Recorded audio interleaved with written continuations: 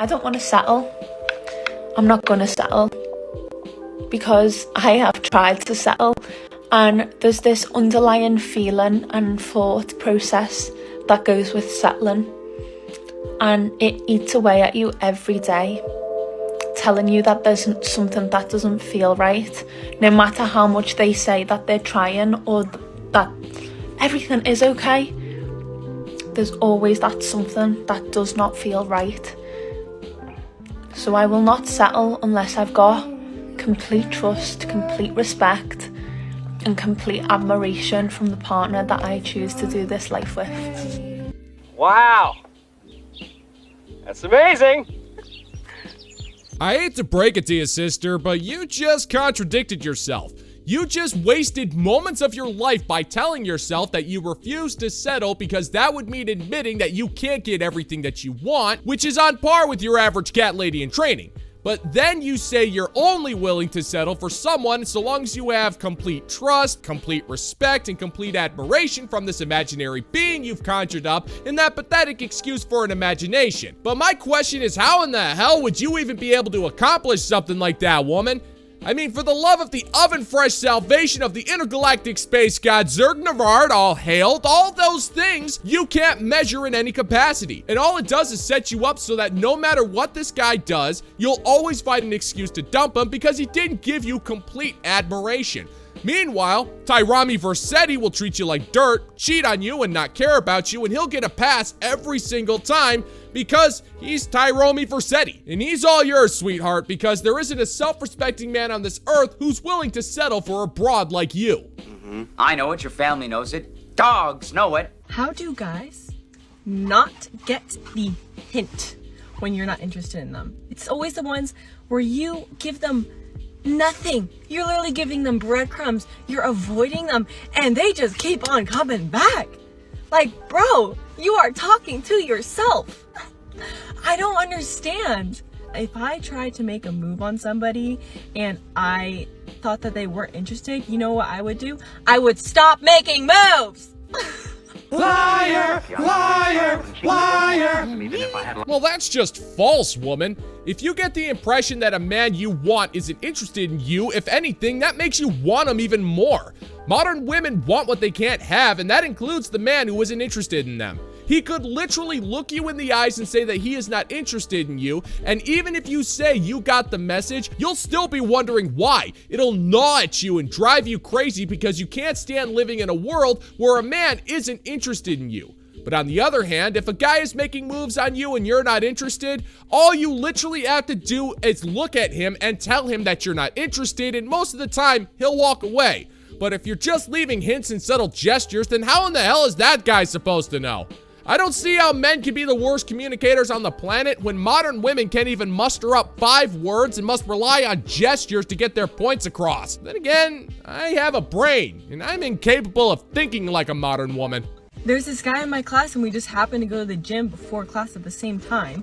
He's there with a girl, by the way, with a girl, looking at me during my workouts. I have a peripheral, sir. After I'm done with my workout, this man's will sit on a bench on my route waiting for me. I will speed walk past that motherfucker as he's saying, hi. I'm just like, hi. And I run. So I did that the other day, and I was like, okay, cool. He got the hint.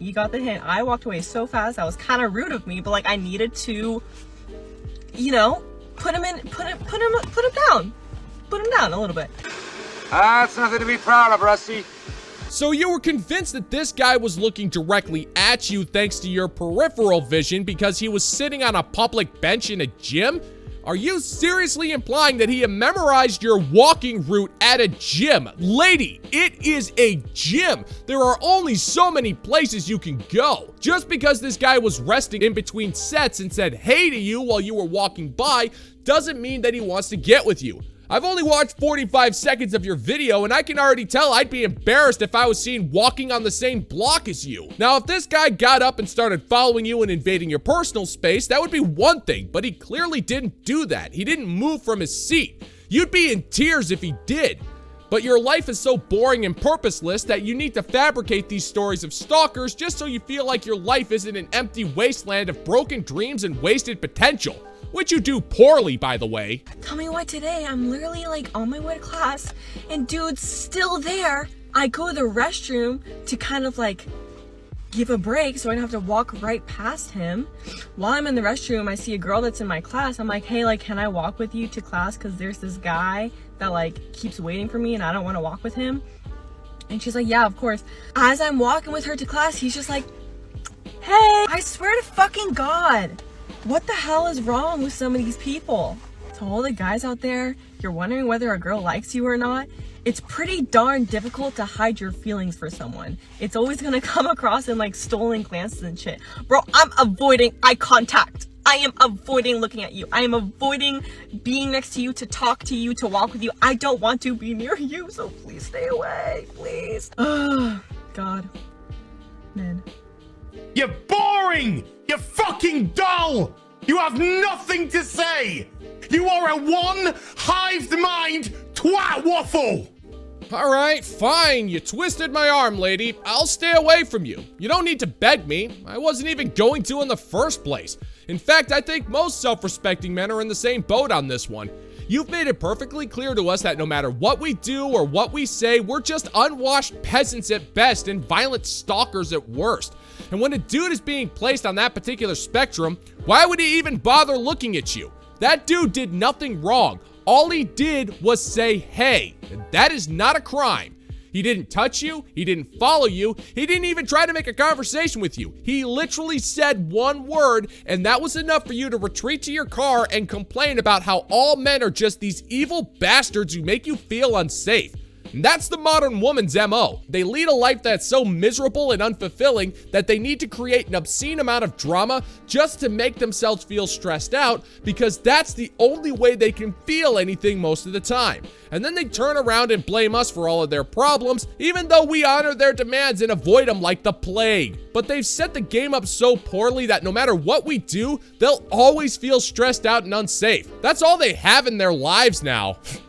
Women. That's funny because it's so true. I have plans with 4 different guys tonight because I'm here in my hometown, and it seems like every guy I went to high school with who like didn't want me then, or like ghosted me, or was like completely mean to me, now is sliding into my DM saying like, hey, what's up? And they know I'm like home for the day, so they're like, this is my chance.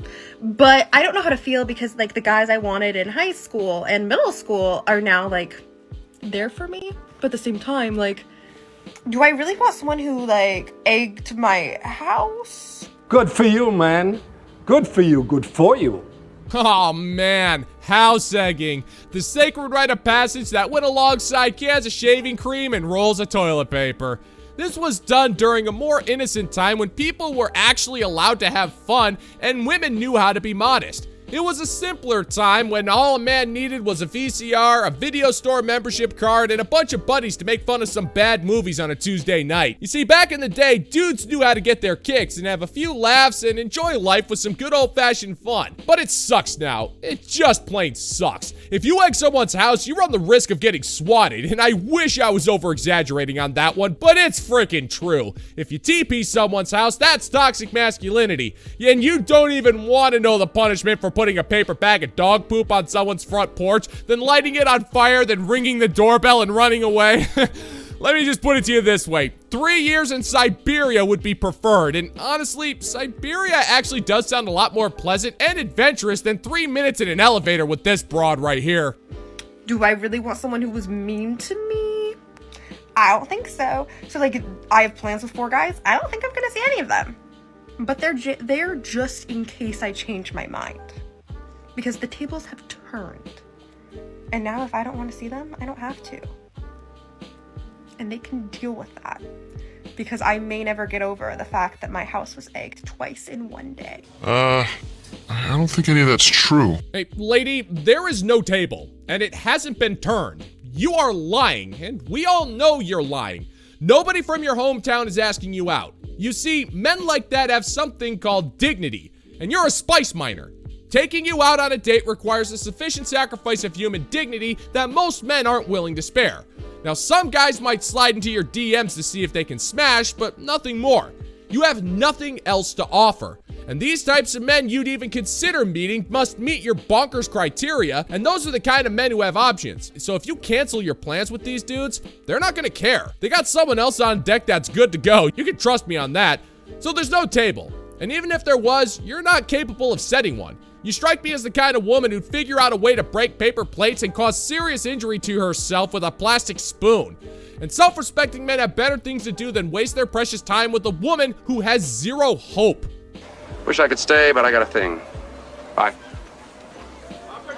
So this is like one of my favorite things to observe and watch is different energies, masculine energy, feminine energy in myself and also in the people around me. So tonight I'm at a club/bar and I'm super just like flowy, dancing the whole time, and I realize I'm not approached by any men. So my old way of being is like, okay, just go into your masculine energy and go up to them and do what you have to do.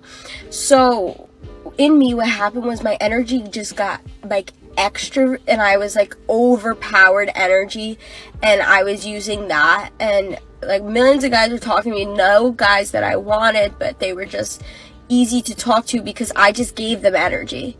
And after a while I just got like what am I doing? Like I feel drained right now. So I went and sat down and I was observing it keep on coming up and trying to fix the situation. I just watched it. And then I sat down and I was like, I'm going mad. Right. Translation, I got drunk at a club and was in desperate need of some validation. The men I found attractive didn't want to be seen with me, so in hopes of building up my fragile ego, I talked to any man that would be willing to talk to me in hopes of getting free drinks and hoping that the drunker I would get, the better I would feel. After realizing no man was willing to buy me a drink, I begrudgingly paid $15 for a watered-down vodka cranberry, and I sat down to feel sorry for myself as I angrily watched all the happy people enjoying their lives as I stewed in my own sense of misery. I'm not even 30 and I'm used up and hoping that the next time I go to the club, I'll find my dream man who's going to take one look at me and be willing to ignore my inability to piece together sentences and be attracted to my unhealthy ability to consume alcohol. Because it's going to happen. I just gotta keep saying the word energy until it does. On a scale of 1 to 10, how close am I? 10. And so I went up to a guy, this guy who was just dancing, and I was like, and I just told him. I told him why, like what was going on in my mind. And this is what he said to me. This is the whole point of me making this video. He said, the reason why, well, first he came for my shoulders, he came for my not smiling, and he says the reason why men don't approach you and the whole problem with women is because women are looking for a guy to take care of them. They are raised to believe that guys should take care of them. And I was like, well, I don't know what generation you're in because a lot of women in my generation make a lot of money. And he's like, and they make a lot of money and they still want guys to take care of them. Is that true? And I'm somebody that had this in my consciousness. This was something that needed to be brought to the surface, right? Because I've been struggling with this. I was like, yeah. And he started dancing. He had like a happy dance. And I was like, and then we had a conversation and finished it off. Nobody cares, Sean. Nobody cares. Is it just me, or does it sound like this woman is foregoing the fact that she was drunk crying at a club? She isn't saying it, but I could totally see it happening. A woman who's so lonely and bitter that she has a complete breakdown and then runs into some random guy at the club who's forced to listen to her incoherently wail as she desperately pleads for validation and reassurance that her life wasn't a complete waste. And the poor guy who was just minding his own business is now forced to deal with this mess to get her to shut up while the onlookers thank their relative deities for the bullet they successfully dodged. And even though this guy told her in plain, easy to understand English why men don't want her, you can tell that his point went completely over her head to the point where even people in 8-year comas got the message before she did. This guy clearly saw that he was dealing with a woman who was an idiot, whether drunk or sober. So he went on with his night without any desire to smash, which was an incredibly smart move on his part. Well played, good sir. Well played. And it ended with me feeling so healed and secure within my feminine energy. And I was just so grateful because through that conversation, he brought his masculine energy into me. And yeah, it wasn't an easy conversation. He came from my throat, but I didn't get defensive. I just stood there and listened because I knew it was a healing moment for me. And yeah, I just danced, smiled it out, and I left, and here I am now. So I'm just sharing that because I feel like, hey, maybe it'll help somebody else that, it's just maybe you're a really pretty girl and guys don't approach you, or this might be something that's in your consciousness. And yeah.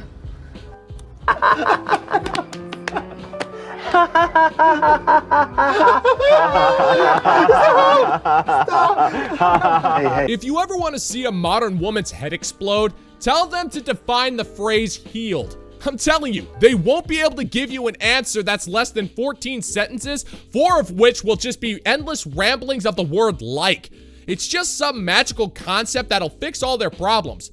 But they can't do it on their own. Much like everything else in the modern woman's life, it's a man's job to make her feel better about everything. Just so much as it's the man's job to give her money, make her feel pretty, and to give her the storybook life she dreams about, complete with the magenta horse and the 4-story purple dream house. And you can tell by the vacant look in her eyes that even if her story was even remotely true, she learned next to nothing and will forget this entire thing happened after her 4th shot of tequila wears off. Then she'll start off her next stunning and brave healing journey by trying to get rid of the massive hangover. A task that she will ultimately fail, much like she has with her entire life.